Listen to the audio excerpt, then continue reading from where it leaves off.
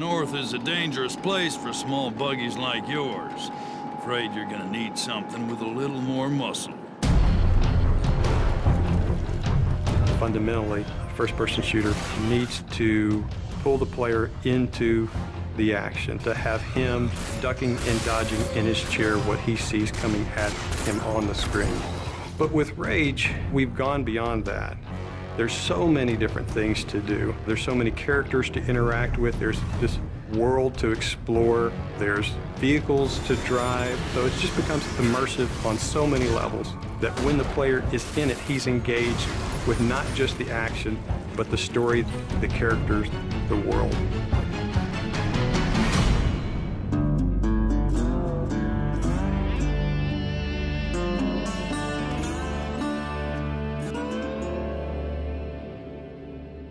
The Wasteland in Rage is kind of like a plate that the rest of the game sits on.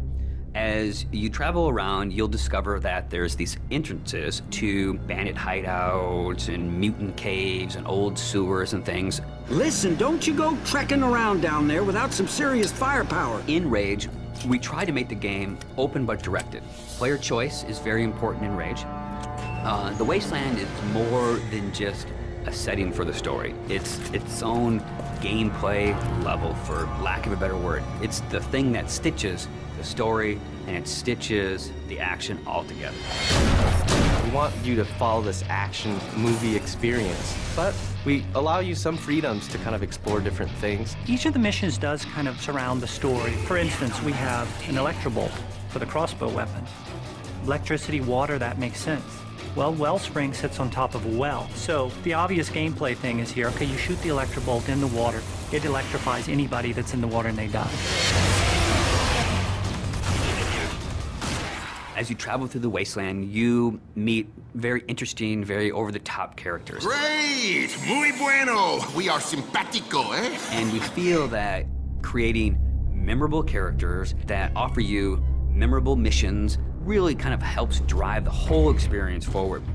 The interactions that the player will have with these characters should hit something in the emotional nerve of the player.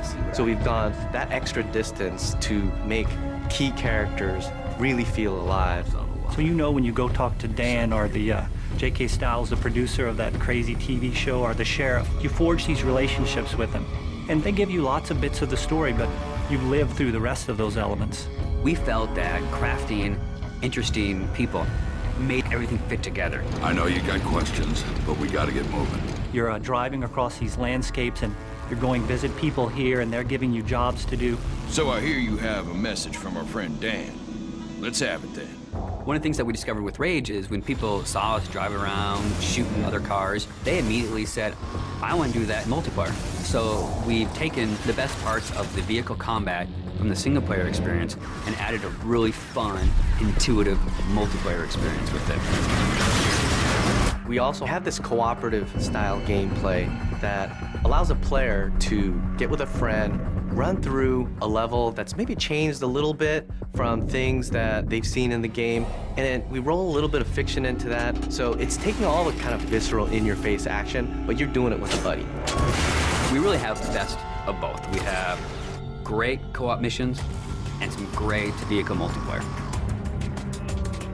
We want to provide the smorgasbord of different things that the player can do so that they can become immersed with other things rather than just a critical story path.